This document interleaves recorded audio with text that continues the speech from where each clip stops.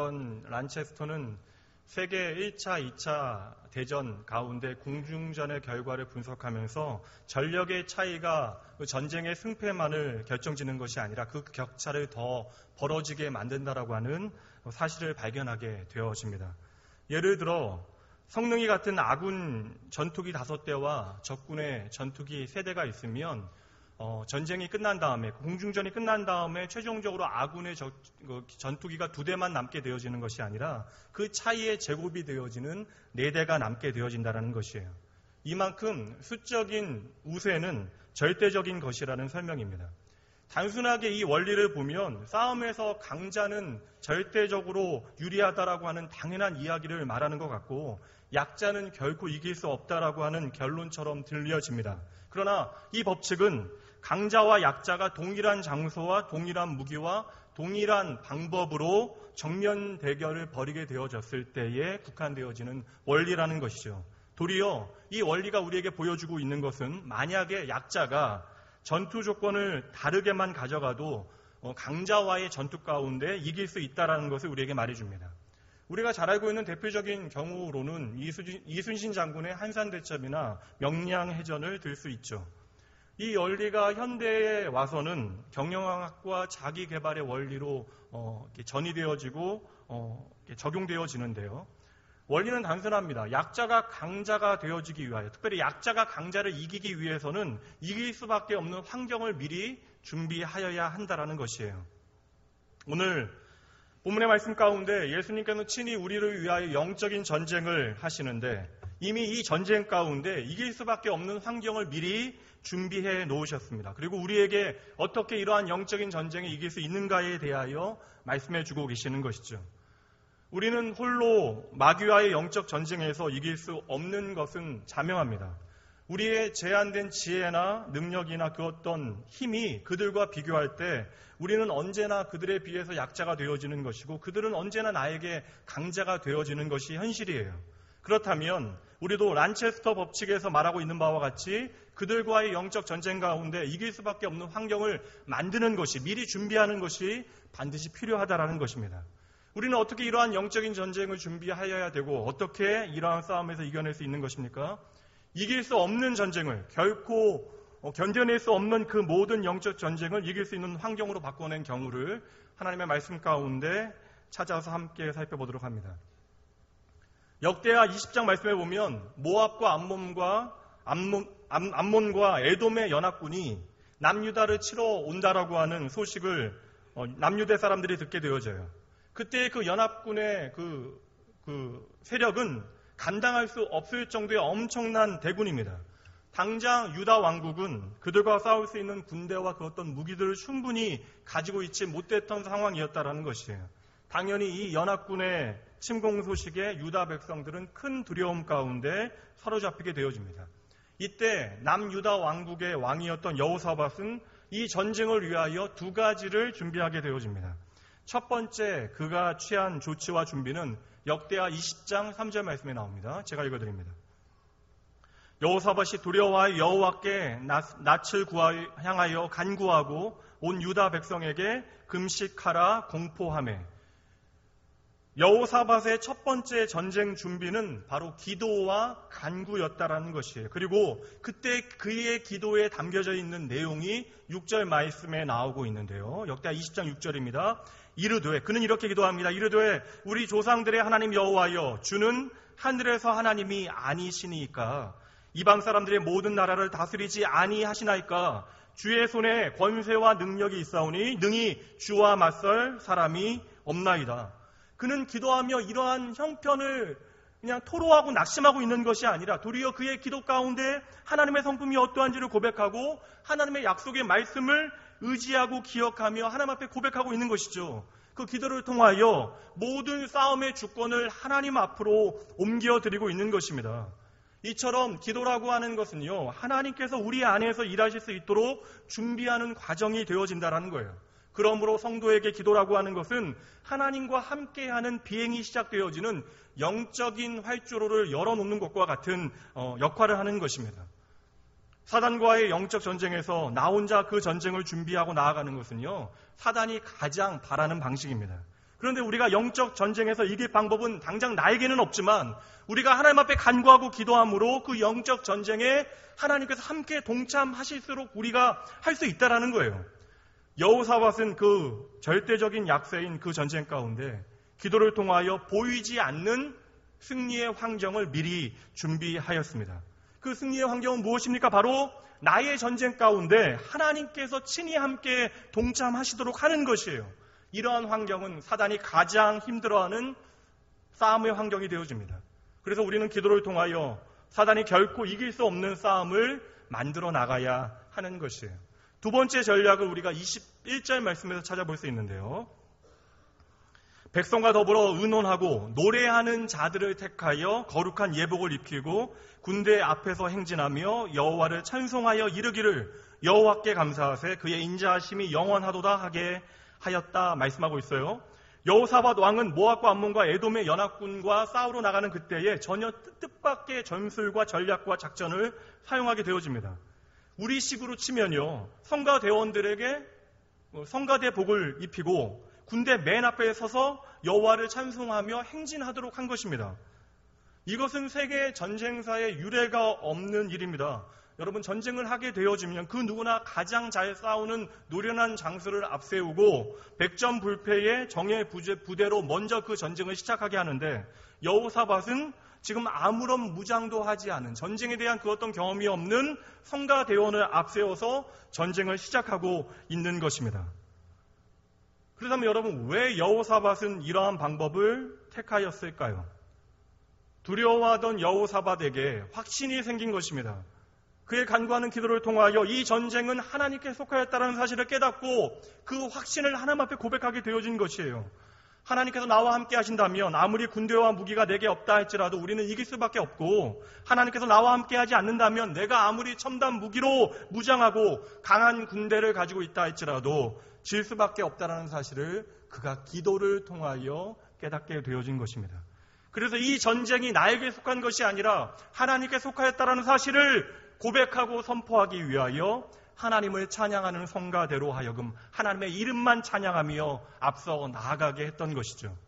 시편 114편 2절 말씀에 보면 우리가 찬양하게 되어지는 그때에 우리의 존재 자체가 하나님께서 거하시는 거룩한 성소가 되어진다라고 말씀하고 있어요.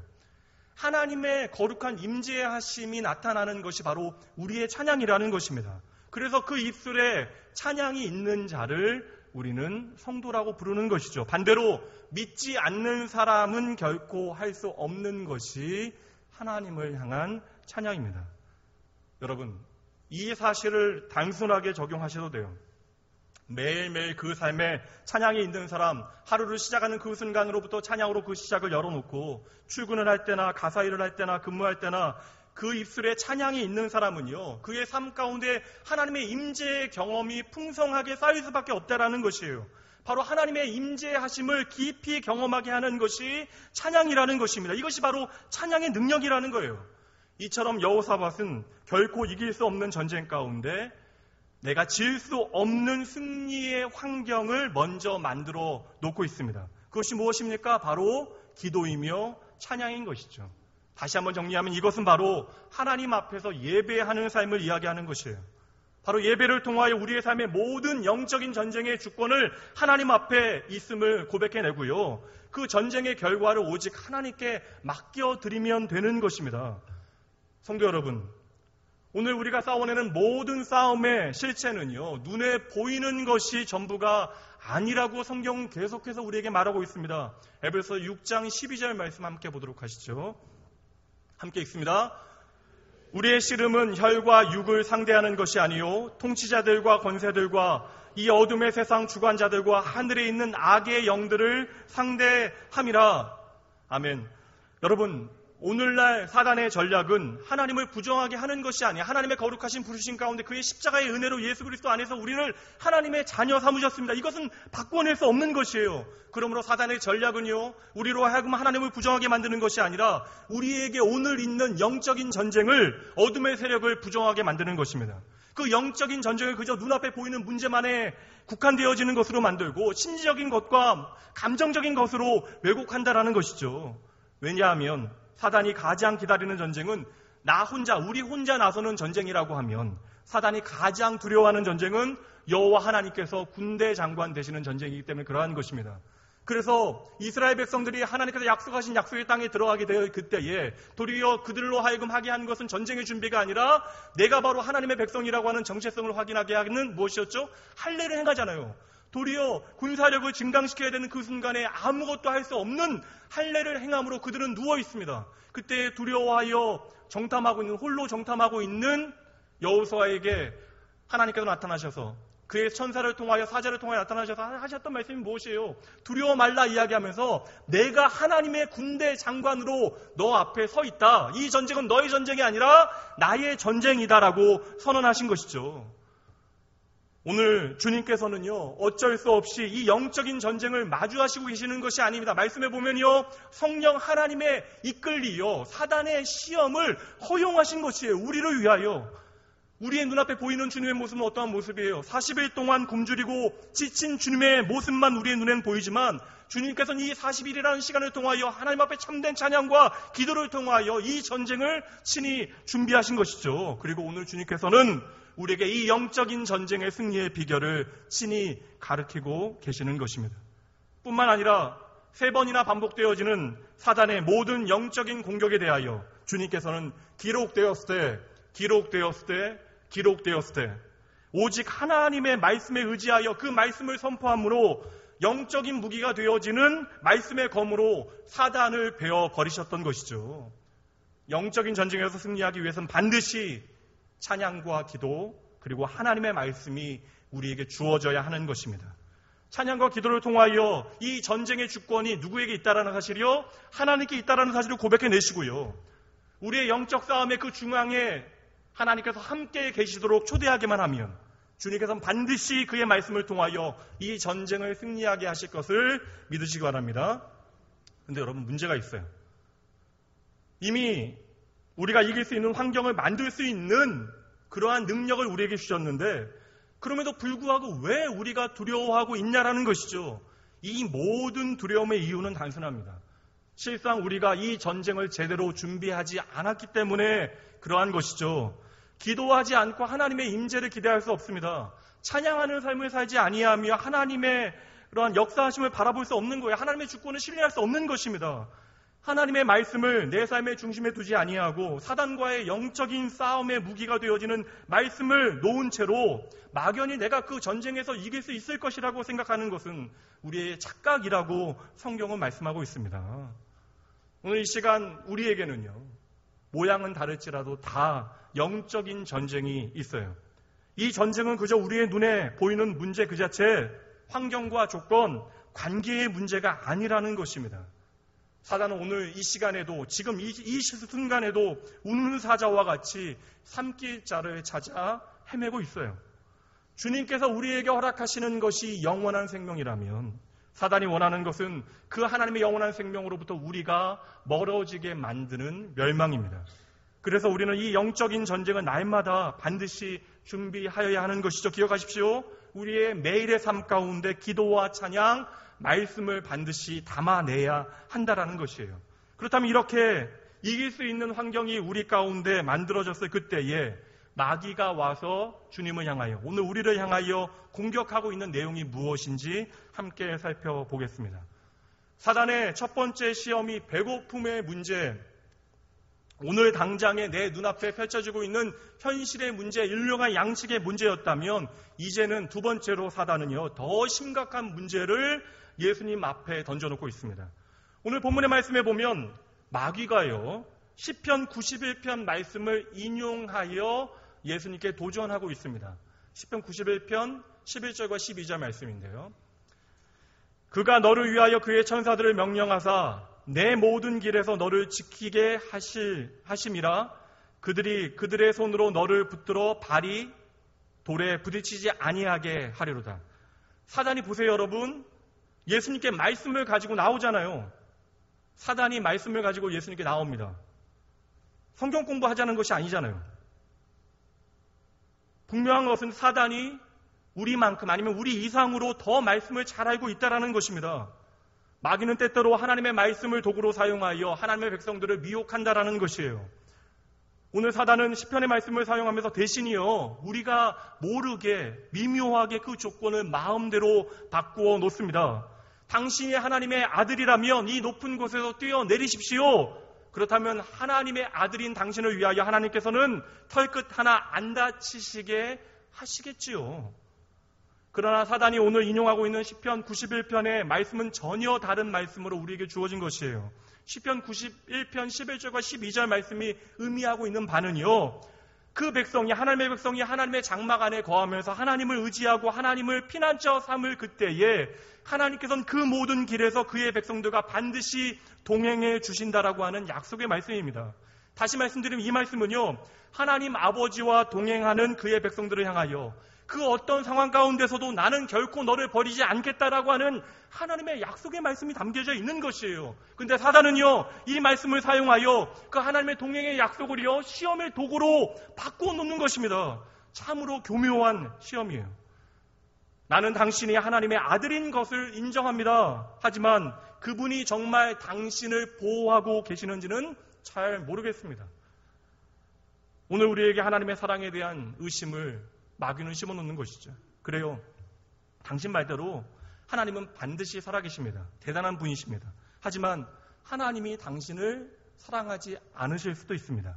그렇지 않습니까? 이러한 사단의 은근한 속임수는요, 때때로 우리를 당황하게 합니다. 당장 우리가 믿음으로 하나님은 날 사랑하십니다라고, 하나님은 날 사랑하신다라고 우리가 대답할지라도 사단은 쉽게 물러서지 않아요. 끈질기게 끊임없이 우리에게 영적인 도전을 하고 있습니다. 사단의 관계라는 것이 무엇이에요? 집요한 유혹과 그 거짓말은요, 우리의 약점을 끝까지 파고듭니다. 하나님께서 오늘 너를 사랑하신다면 오늘 네 꼬라지는 그게 뭐냐? 하나님께서 오늘 너를 사랑하신다면 왜 너는 기도해도 그 기도의 응답을 오늘 듣지 못하고 있는 것이냐?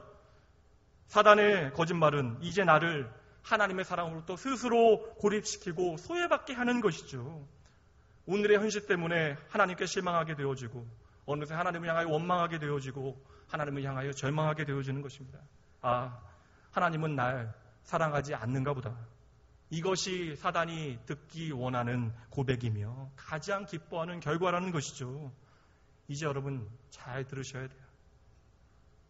우리는 연약하기에 힘들고 어려운 일들이 우리의 삶 가운데 닥쳐올 때마다 하나님께서 과연 나를 사랑하실까라고 하는 의심을 할 수도 있습니다. 그럴 수 있어요. 목사인 저도 예외는 아닙니다. 그러나 그 순간 우리는 분명히 기억해야 하는 것이죠. 이러한 생각은 하나님께서 우리 가운데 허락하시는 것이 아니라 사탄이 의도적으로 우리 가운데 심어놓은 것이라는 거예요. 사탄의 전략은요, 우리로 하여금 하나님을 부정하게 하는 것이 아니라 나를 향한 하나님의 사랑을 부정하게 만드는 그것이라는 거예요. 그렇다면 여러분, 나를 향하신 하나님의 약속, 하나님의 음성이 무엇인지를 들으셔야죠. 기억하셔야죠. 이 시간 여러분을 향한 하나님의 마음이 무엇인지 다 소개해 드릴 수는 없습니다. 그 마음 깊게 경험하기 원하신다면 여러분 말씀 읽으세요. 이 시간에는 말씀, 성경 가운데 한 구절만 보도록 합니다. 요한일서 4장 8절입니다. 말하고 있는 것은 단 한 가지예요. 요한일서 4장 8절에서 말하고 있는 것은요, 하나님이 어떠한 분이신가에 대한 것입니다. 바로 무엇이에요? 하나님은 사랑이시라는 것이에요. 하나님을 정의하는 단어가 바로 사랑이래요. 우리를 향한 하나님의 마음 자체가, 그의 존재 자체가 사랑이라고 이야기합니다. 그리고 그 이유에 대하여 이어지는 말씀에서 우리 가운데 설명하고 있어요. 9절부터 10절 말씀입니다. 하나님의 사랑이 우리에게 이렇게 나타난 바 되었으니 하나님이 자기의 독생자를 세상에 보내심은 그로 말미암아 우리를 살리려 하심이라. 사랑은 여기 있으니 우리가 하나님을 사랑한 것이 아니요 하나님이 우리를 사랑하사 우리 죄를 속하기 위하여 화목제물로 그 아들을 보내셨습니다. 아멘. 여러분 이 말씀 반드시 기억하셔야 됩니다. 여러분 결코 이 말씀 잊으시면 안 돼요. 하나님의 사랑에는 그 어떤 조건도 없습니다. 언제 어디서나 그 어떤 조건에서도 하나님은 우리를 사랑하신대요. 우리가 잊을까봐 하나님은 친히 자신의 이름을 사랑이라라고 우리에게 선언하시는 것입니다.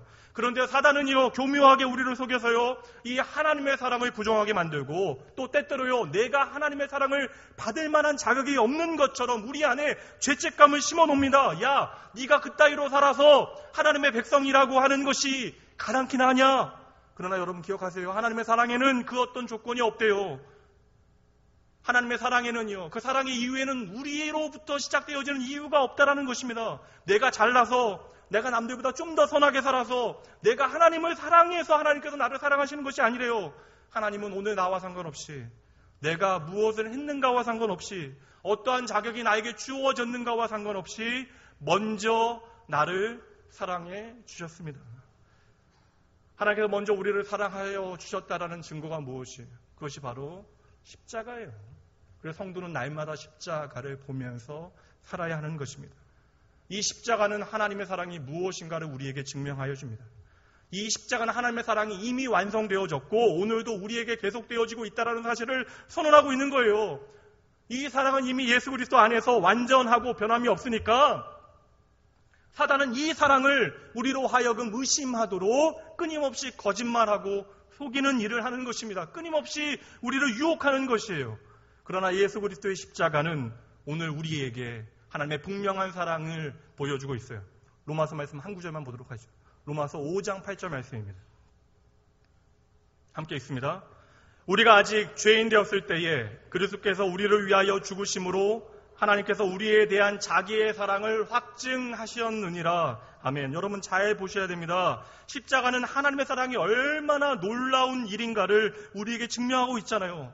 우리가 연약해도, 우리가 하나님 앞에 죄인이 되어도, 심지어 우리가 하나님과 원수 되었을 그때에도 한결같이 품어주시고 기다리시는 하나님의 사랑, 그분의 짝사랑은 항상 먼저였고요. 그 사랑은 끝이 없대요.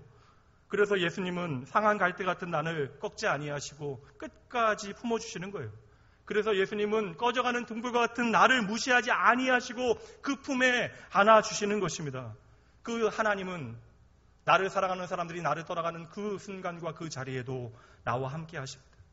그 하나님은 나를 나보다 더 잘 아심으로 사랑하시겠대요. 그 하나님은 내가 나를 사랑하는 것보다요, 나를 더 뜨겁게 사랑하신대요. 그래서 그 하나님은 내가 심지어 나를 포기하게 되어지는 그 순간에도 결코 나를 포기하지 아니하십니다. 성도의 능력은요, 하나님의 사랑을 확신하는 그것입니다. 사랑하는 성도 여러분, 오늘도 사탄은 광야 같은 세상에서 힘겹게 살고 있는 우리에게 다가와서 하나님께서 너를 사랑한다라고 생각하느냐고 속삭입니다. 사단은 욥의 아내를 통해 말했죠. 네가 오늘 이 모양 이 꼴이라면 그냥 하나님을 저주하고 죽는 것이 더 낫다라고 말합니다. 그러나 그 순간 우리는 사단이 던지는 시험이 아니라 하나님의 사랑이 무엇인지를 기억해내야 하는 것이에요. 바로 그 순간 우리의 시선은 사단이 우리에게 펼쳐놓는 우리의 현실이 아니라 나를 향하신 하나님의 사랑이 흘러넘치고 있는 갈보리 언덕을 향해야 하는 것이죠. 광야에서 우리가 외롭게 떨고 있는 그 순간 우리의 현실 가운데 하나님은 반드시 우리를 찾아오십니다.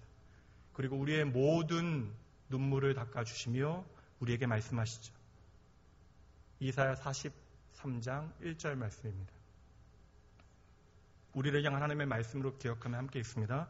야곱아, 너를 창조하신 여호와께서 지금 말씀하시느니라. 이스라엘아, 너를 지으신 이가 말씀하시느니라. 너는 두려워 말라. 내가 너를 구속하였고 내가 너를 지명하여 불렀나니 너는 내 것이라.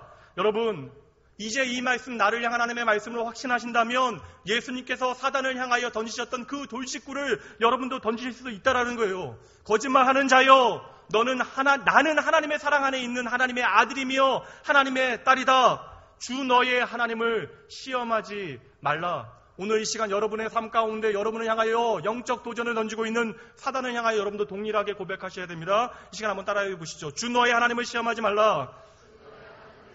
주 너의 하나님을 시험하지 말라. 이 선포는요, 나를 향한 하나님의 사랑을 기억하는 하나님의 백성만이 담대히 선포할 수 있는 믿음의 고백이 되어지는 것입니다. 이어지는 사단과의 영적 전쟁의 또 다른 핵심을 한 가지 더 살펴보도록 하시죠. 마귀는요, 그 광야에서 순식간에 예수 그리스도를 성전 꼭대기 위에 세워 놓았습니다. 그리고는 무엇이라 말합니까? 당신이 하나님의 아들이라면 성전에서 뛰어내리는 것으로 당신의 영광을 증명하라라고 유혹합니다. 그렇게 우리가 속아서 성전 위에서 뛰어내릴 때 사단은 그 밑에서 무엇을 기대하겠습니까? 성전 안과 밖은요, 사람들이 많이 모이는 장소입니다. 그런데 만약 예수님께서 그 위에 올라가서 뛰어내리셨다면, 천사가 그 발이 땅에 닿기 전에 그 발을 잡아 주었다면, 여러분이 바로 그 자리에 계시다면 잠시 힐끗 보고 참 잘 뛰시는구나 그렇게 생각하시겠어요? 그러한 현상을 보게 되어지면 그 밑에 있는 모든 사람들은 분명 깜짝 놀라 그 순간으로부터 호들갑을 떨기 시작할 것입니다. 분주해질 것이에요. 그리고 예수님은요, 그 즉시로 인기가 올라갈 거예요. 사람들은 예수님 얼굴 단 한 번이라도 보기를 소원할 것이고요, 예수님이 가는 데마다 갈채를 보내고 환호성을 지를 것입니다. 그 군중들은 금세 몰려들어 예수님을 왕으로 즉시 삼기를 원했을 것이에요. 그렇다면 여러분, 지금 사단은 무엇을 유도하고 있는 것입니까? 예수님의 인기를 위하여 지금 일하고 있는 것이에요. 사단은 지금 예수님이 하나님의 아들이라는 사실에 대해서 너무나 잘 알고 있어요. 예수님께서 그곳에서 뛰어내리신다고 해도 어떻게 되지 아니하실 것에 대하여 너무나 잘 알고 있습니다. 그렇다면 사단의 의도는 무엇이겠어요? 오늘 우리를 향한 시험은 무엇입니까? 그렇게 뛰어내릴 때 너의 이름 석자가 이 세상에서 갈채받으며 인정받으며 너의 이름이 사람들로부터 높아지게 될 거야 라고 우리에게 말하고 있는 것이죠. 오늘 사단이 두 번째 가져왔던 공격의 밑바닥에 있는 그 실체를 여러분 이해할 수 있겠어요? 오늘 너의 이름 석자가 이 땅에서 인정받도록 너는 살아야 된다. 너의 이름 석자를 위하여 너의 이름 석자가 영광받도록 너는 최선을 다해야 한다라고 말하고 있는 것이에요. 여러분, 예수님께서 말씀과 기도와 찬양을 통하여 이길 수 있는 환경을 만들어 놓으셨다라고 하고 있는데, 결국 우리는 오늘 무엇을 이겨내야 하는 것입니까? 가장 중요한 것은요, 우리 자신, 내 자신을 이겨내야 하는 것이에요. 우리의 본성은 끊임없이 내 이름 석자를 영광받게 하고 싶어하는 그런 욕망이 우리 안에 있습니다. 사단의 처음 시험도, 인류를 향한 처음 시험도 바로 이것이에요. 네가 더 이상 하나님의 보호를 받을 필요가 있니? 하나님을 찬양하며 살 필요가 있니? 너는 하나님과 같이 되어질 수 있는 존재인데, 이것이 인간의 가장 기본적인 욕망이라는 것이죠. 그래서 우리의 삶 가운데 말씀과 기도와 찬양이 없으면요, 예배하는 삶을 살아가지 않으면 우리는 그 즉시로 이 땅에서 나의 이름을 높이고 싶은, 나의 이름만을 자랑하고 싶은 욕망에 사로잡히게 되어지는 것입니다. 말씀과 기도와 찬양을 통하여 하나님과 동행하고요, 그의 은혜 안에 거하지 않으면 그때 우리 안에 나타나는 그러한 1차적인 현상이 무엇이에요, 여러분? 바로 나를 주장해내는 것입니다. 하나님, 내가 이렇게 수고했는데 왜 알아주지 않으십니까? 하나님, 내가 이렇게 헌신했는데 왜 오늘 내 삶은 이 모양, 이 꼴입니까? 내가 하나님, 얼마나 하나님을 향하여 교회를 위하여 열심히 냈는지 아시잖아요. 그런데 왜 사람들은 이토록 나의 마음을 알아주지 않는 것입니까? 내 마음이 자꾸만 서운해져요. 나보다 못한 사람들이 박수 받는 것이 마음이 쓰이기 시작합니다. 나보다 못난 사람이 칭찬받는 것이 못내 억울하고 화가 나기 시작하는 거예요. 내가 일이 대우받는 것이 합당하지 않다라고, 부당하다라고 여기게 되어지는 것이죠. 그때로부터 내 권리를 주장하고 싶은 생각이 듭니다. 내 목소리를 높이고 싶은 생각이 우리 안에 찾아오는 것이에요. 이 모든 말과 태도와 행동의 근간은 무엇이에요? 사람이 나를 알아주지 않는 것이 우리에게 시험이 되어진다는 것입니다. 마귀는 바로 우리의 그러한 본성을 가지고 우리에게 영적인 그러한 전쟁을 선포하고 공격하고 있는 것이죠. 우리는 오직 하나님의 은혜와 사랑 가운데 그 사랑에 이끌려 움직여야 되는데, 우리의 삶을 이끌어 나가는 것은 하나님의 말씀이어야 되는데, 그것에 대한 순종이어야 하는데, 우리가 내 이름 석자에 이끌려 움직이도록 부추기는 것이 바로 사단의 오늘의 시험이라는 것이죠. 그래서 교회 안에서도 내 이름 석자가 드러나지 않는 일에는 잘 섬기지를 못하는 거예요. 내 이름 석자를 칭찬하지 않는 일에는 돈을 사용하지 못하는 것입니다. 헌신이 나타나지 않는 거예요. 많은 사람들 앞에서 칭찬받을 만한 일에는, 한턱 쏘는 일에는 꽤 잘하는데, 하나님의 주권을 인정하는 그 일에는 나의 것을 사용하는 것을 인색하게 우리는 생각합니다. 마귀는 끊임없이 세상을 통하여 너의 이름을 드러나게 하라라고 우리를 향하여 유혹합니다. 사단은 오늘 말하죠. 천사가 발을 받쳐주면 모두가 우아하고 놀라게 될 것이래요. 그때 우리가 높아진대요. 그때 우리가 존경받게 되어지고 내 이름이, 너의 이름이 영광을 받게 되어질 것이라고 말합니다. 여러분, 솔직하게 얼마나 매력적인 일이에요. 오늘 나의 삶 가운데 이러한 일, 나의 자녀의 삶 가운데 이러한 일이 일어나면 여러분 얼마나 좋은 일입니까? 모두가 내 주위에서 나를 칭찬하고요, 나를 자랑스럽게 여기고 나에게 박수를 보냅니다. 세상 분명 이것을요 성공이라고 말해요. 이것을 승리라고 말합니다. 그러나 주님께서는요 이것이 우리가 싸워내야 할 영적인 싸움이라고 선언하신다라는 거예요. 믿음의 사람은 이 성공 이유를, 이 세상의 성공 이유를 준비해야 한대요. 그때 더 조심해야 한대요. 많은 사람들이 이때에 도리어 넘어지게 되어집니다. 실족하게 되어져요. 이 영적인 싸움에서 패배하여 영적인 침체에 빠지게 되어지는 것입니다. 믿음의 공동체 안에서도 때때로 내 이름을 높이고 내 목소리를 높이고 싶은 생각이 들 때가 있잖아요. 꼭 그래야만 할 것 같아요. 내가 목소리를 높여야 교회가 좀 잘 될 것 같습니다. 그러나 여러분 결코 아닙니다. 진짜 승리가 무엇인지를 여러분 잘 보셔야 돼요. 말씀은 아니지만 김명식 씨의 승리라고 하는 찬양입니다. 제가 가사를 그대로 읽어드릴게요. 승리가 무엇인 줄 아는가? 더 좋고 편한 가능성의 유혹을 절연히 잘라버리고 오직 주님만 따라가는 것 바로 승리라네. 승리가 무엇인 줄 아는가? 잘 보세요 여러분. 하고 싶은 말, 그 많고 많은 말 모두 힘겹게 억누르고 오직 주께서만 말씀하게 하는 것 바로 승리라네. 우리 주님께서는 바로 이 싸움을 오늘 우리의 삶 가운데 기도와 말씀과 찬양을 통하여 준비하라라고 말씀하시는 것이죠. 주님께서는 오늘 이길 수 있는 모든 환경을 만들어 놓으시고 멋지게 사단의 시험을 이기셨는데 그 승리는 바로 내 이름 석자를 이겨낸 것이에요. 그래서 주님께서는요 하나님의 아들로서 하나님으로서 자신의 능력을 다 내려놓고요 이 땅에 오신 하나님이신 예수님께서는 자신의 능력을 내려놓고 오직 하나님의 말씀으로만 이 도전에 응하신 것입니다. 이것이 얼마나 어려우면 주님께서 친히 이 영적인 싸움을 우리 먼저 앞서 싸워내셨겠어요. 실로암 안과의 병원장이신 김선태 목사님께서 들려주신 이야기입니다. 한 수십 년, 25년이 넘은 일이에요. 수십 년 전에 병원을 찾아온 수수한 차림의 중년 여성이 원장님께 면담을 요청하더래요.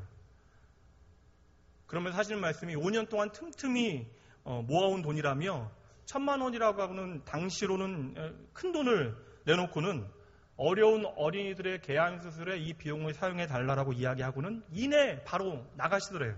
그래서 따라 나가서 성함이라도 좀 알려달라고 이야기했더니 그냥 교회 다니는 성도라고만 이야기하고 떠나셨다라고 이야기합니다. 그리고 이 사건이 그 병원의 이제 존재 목적과 방향을 결정짓는 사건이 되어졌대요.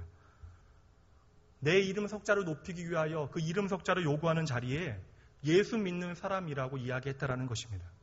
내 이름 석자 대신에 예수님의 이름을 이야기하는 거예요. 내 이름 석자를 높이는 것은, 자랑하는 것은 우리의 본능인데 그 모든 상황을 이겨낼 수 있는 용기가 어디서부터 온다고요? 우리가 기도와 말씀과 찬양을 통하여 영적인 전쟁에 승리할 준비가 되어지면 그때 우리는 비로소 나의 자아, 내 이름을 내려놓게 되어지는 것입니다. 그런데 여러분 이것이 너무나 힘들어요. 쉽지가 않습니다. 믿음의 공동체는 마음 다하여 봉사하는 성교들이 참으로 많이 있습니다. 참으로 귀하게 헌신하는 분들이 많이 계세요. 그런데 그 가운데 우리가 때때로 실망하고 넘어지고 좌절하게 되어지는 이유, 나의 이름이 드러나지 않는 것에 대하여 자꾸 힘들어하는 까닭이 무엇이냐고 하면 바로 우리는 그 순간에도 내 이름 석자를 내 손에 붙들고 살기 때문에 그러한 것이죠. 마귀는 바로 이 약점을 끊임없이 우리에게 공격하는 것입니다. 여러분 잘 아시는 오페라, 유명한 오페라들은 대부분 이 사람이 많이 작곡했는데요. 베르디라고 하는 작곡가가 그의 첫 번째 오페라를 작곡하고 플로렌스라고 하는 그런 곳의 극장에서 첫 공연을 하게 되어지는데 뛰어난 사람이니 당연히 성공적으로 공연을 마치게 되어지고 공연이 끝나자마자 모든 관객들이 일어나서 갈채를 보내며 환호를 합니다.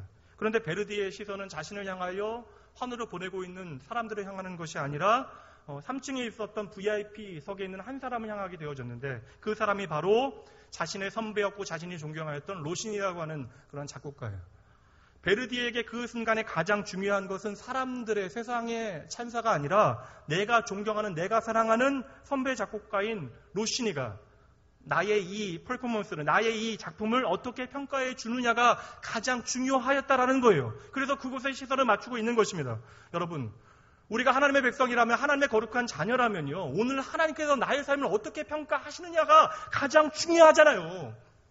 세상의 자랑과 칭찬이 나의 이름 위에 쏟아지는 것이 우리의 삶의 가장 중요한 목적이 아니라 오늘 하나님께서 나의 삶에 박수를 보내셔야 그것이 진짜 칭찬이죠. 오늘 하나님께서 나의 삶에 격려를 하셔야 여러분 그것이 진짜 우리에게 격려가 되어지는 것이죠. 세상의 수많은 사람들이 나의 이름을 높이고 인정한다 할지라도 하나님께서 나를 인정하지 않으시면요, 그 모든 것은 아무것도 아니라는 거예요. 이것을 고백해내는 사람이 믿음의 백성들이죠. 이야기 하나 나누고요, 오늘 말씀 마치도록 할게요. 안동 지역의 대표적인 유림이었고 퇴계 이황 선생의 제자였던, 유성룡과 더불어 퇴계 이황 선생의 제자였던 학봉 김선일 선생이 있었습니다. 대단한 학자였고요, 또 외교 정책에 많은 영향을 미쳤던 사람이에요. 게다가 임진왜란 당시에는 왜군과 맞서 싸우다 장렬히 전사하였던 그러한 애국자였습니다. 그의 학풍과 애국심은, 애국정신은 그의 직계 후손들과 많은 제자들에게 이어지게 되어지는데, 그로부터 학봉 김선일 선생의 그 가문은요, 명문가로 이름을 날리게 되어졌고, 근대에만 대한민국이 이제 설립된 이후로만 11명의 자손들이 정부로부터 훈장을 수여받을 정도로 애국심이 특별했던 가문이에요. 그런데 이 안동 일가의 일대의 최고의 명문가인 집안을 거덜나게 한 남봉꾼이 나타나게 되어집니다. 그는 바로 학봉 김선일 선생의 13대 종손이었던 김용환이라고 하는 그러한 작자예요. 그는 안동에서요, 노름판이라고 하는 노름판은 다 다니면서 재산을 탕진하기 시작했는데, 저녁부터 새벽까지 노름을 하다가 판돈을 걸어서 내가 따면 그냥 가지고 나오고, 판돈을 잃게 되어지면요, 몽둥이 든 아랫사람들을 시켜서 현장을 덮쳐서 그 판돈을 쓸어서 가지고 나온 사람이에요. 그는 평생 노름을 하면서 집안에 내려온 땅과 집을 다 합쳐서 현재 시가로 하면 200억이 넘는 돈을 다 날리고, 그렇게 도박만 하다가요, 1946년도에 죽게 되어져요. 그의 일화 가운데 유명한 이야기 하나는 1995년도에 이제 그의 딸을 통하여 이제 전해진 얘기인데, 16세의 딸이 시집을 갈 때요, 집안에 너무 남은 게 아무것도 없어요. 그래서 시댁에서 장롱이라도 하나 해오라고 돈을 보냈어요. 시댁에서 돈을 보냈는데, 혼수 비용을 보냈는데, 그것도 가지고 나가서 도박으로 다 탕진하게 되어져요. 그래서 조선 3대 파라코에 그 이름을 올리게 되어집니다. 그가 세상을 떠났을 때 누구도 애도하지 않아요. 가족들도 그 죽음을 슬퍼하지 않아요. 때마침 대한민국도 일본으로부터 독립을 하게 되어졌을 그 즈음에 파라코 김용환에 대한 숨겨진 이야기 하나가 밝혀지게 되어집니다. 당시에 만주를 중심으로 독립군이 활발한 활동을 하게 되어지는데, 엄청난 자금이 오랫동안 만주에 보내지게 되어지고, 그를 통하여 독립운동이 계속되어져요. 그 돈을 보낸 사람이 바로 딸의 혼수 비용까지도 도박을 하여 날려버렸던 파라코라고 불리었던 김용환 선생이라는 거예요. 김용환 선생은 만주로 독립운동 자금이 흘러가는 것을 면밀히 주도하였던, 감시하였던 일본의 감시가 너무나 심해서 평생을 남들에게 손가락질 받는 남봉꾼의 삶을 일부러 선택하여 살아가게 되어졌던 것입니다. 심지어 자신이 그토록 사랑하는, 그래서 자신을 원망하고 있는 가족들에게도 내가 독립운동을 하고 있다는 사실을 알리지 않았어요. 마지막 임종을 앞두고 의용단의 동료였던 한 사람이 이제 좀 알리는 것이 좋지 않겠냐라고 이야기할 그 순간에도, 나라 없이 내가 잘 사는 것이나 사람들이나 내 가족이 나를 인정하는 것이 무슨 소용이 있냐라고 이야기를 했어요. 김용환 선생은 내 나라의 미래, 내 조국을 사랑했기에 자신이 남봉꾼 파라코로 불리우면서까지도 그의 700두락 18만 평이나 되는 그러한 땅을 조국을 위하여 사용하면서도, 그 일을 위하여 숨 거르는 날까지 사람들에게 손가락질 받고 가족들에게 미움과 원망을 받으면서도 그것을 섭섭해하거나 원망하지 않았다라는 거예요. 성도 여러분, 우리는 모두 하나님의 백성임을 자처하고 있습니다. 그 증거로 오늘 이 시간 우리는 하나님을 예배하고 있어요. 우리는 하나님의 영광을 위하여 살고 그의 나라와 그의 의를 구하고 있다라고 늘상 말하면서도 우리는 여전히 내 이름 석자만을 오늘 붙들고 사는 것은 아닌지 여러분 돌아보셔야 한다는 것이에요. 누군가는 내 조국과 내 나라를 위하여 자신의 이름 석자를 기꺼이 내려놓고, 심지어 자신의 가문까지 내려놓고 세상 사람 위에 온갖 손가락질과 비웃음과 그 모든 멸시를 평생 가지고 살아가면서도 도리어 여러분 그것을 나의 자랑으로 여기며 살아갔던 한 사람도 있는데, 우리는 오직 하나님의 은혜로 하나님의 백성, 하나님의 자녀라고 하는 이름을 가지고 살아가게 되었음에도 불구하고 주님의 일 조금 하다가 조금만 서운해도 마음 상하고요, 내 이름 알아주지 않는다고 마음 아파하고, 내 봉사와 섬김에 박수 쳐주지 않는다고 우리는 분을 내고 있는 것은 아닌가? 여러분, 한번 여러분의 자신의 모습을 돌아봐 보시라는 거예요. 오늘 우리가 넘어지고 있는 부분이 어디인가를 여러분 잘 보셔야 됩니다. 우리는 늘상 하나님의 이름을 위하여 살아가고 그 영광을 위하여 살아간다라고 이야기하는데, 막상 우리는요, 나의 이름을 위하여 살고 나의 이름의 영광을 위하여 살아가고 있는 것은 아닌가? 오늘 이 시간 여러분의 삶을 말씀 앞에서 돌아보셔야 된다는 거예요. 오늘 사단의 두 번째 시험의 핵심은 무엇입니까? 이 땅 가운데 너의 이름을 높아지게 하라는 거예요. 이것이 잘 사는 것이라는 거예요. 사탄은 오늘 우리에게 찾아와 나의 이름을 높이는 그 일, 세상의 만족과 영광을 누리는 삶으로 우리를 끊임없이 유혹하고 시험할 것입니다. 그러한 우리들을 향하여 주님께서 친히 보이고 있는 승리의 비결은 무엇이에요? 오늘 주님께서는 기도와 찬양과 말씀을 통하여 전쟁에서 이길 수 있는 그런 환경을 미리 항상 준비해 놓으래요. 그리고 그 승리는 바로 결국적으로는 내 자신을, 내 자아를 예수 그리스도 앞에 이 세상 가운데 내려놓는 것입니다. 하나님의 이름은 내가 높이지 않아도요, 이미 이 세상 모든 만물의 피조물의 찬양을 받고 계세요. 가장 높은 곳에서 하나님은 영광을 받고 계십니다. 그렇다면 우리가 하나님을 높일 수 있는 방법은 딱 한 가지일 것 같아요. 바로 나의 이름을 있는 그대로 내려놓는 그것이에요. 나를 낮춤으로 하나님의 영광을 구하는 것입니다. 성도 여러분, 때때로 주님의 일을 하다가 오해받는 일들 계십니까? 내가 하나님의 일 귀히 감당했는데 충분히 이 세상 가운데 인정받지 못하는 순간들 계세요? 믿음의 공동체 가운데 내가 최선을 다하여 헌신했는데 박수받지 못하는 순간들이 있었습니까? 바로 그러한 순간에, 우리의 마음 가운데 시험이 다가오는 그 순간에 우리의 눈을 우리는 반드시 들어야 한다는 것이죠. 나의 이름 석자 그대로 내려놓고 나의 영광이 아니라 하나님의 영광을 구하게 되어질 때 나를 보고 기뻐하실, 칭찬하실 주님 바라보시면 되는 거예요. 그러한 삶 하나님께서 책임지시겠죠.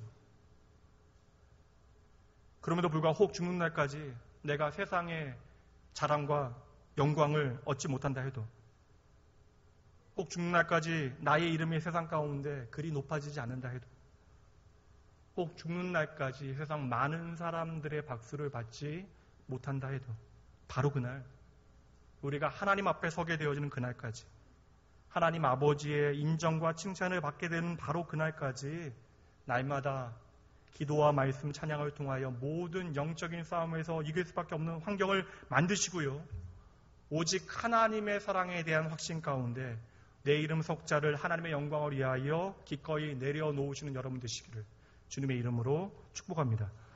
그러한 우리의 결단을 담아 마지막으로 다 함께 바울 사도의 고백 함께 고백해 보시죠. 고린도전서 10장 31절 말씀이 함께 있습니다. 그런즉 너희가 먹든지 마시든지 무엇을 하든지 다 하나님의 영광을 위하여 하라. 이 시간 함께 찬양합니다.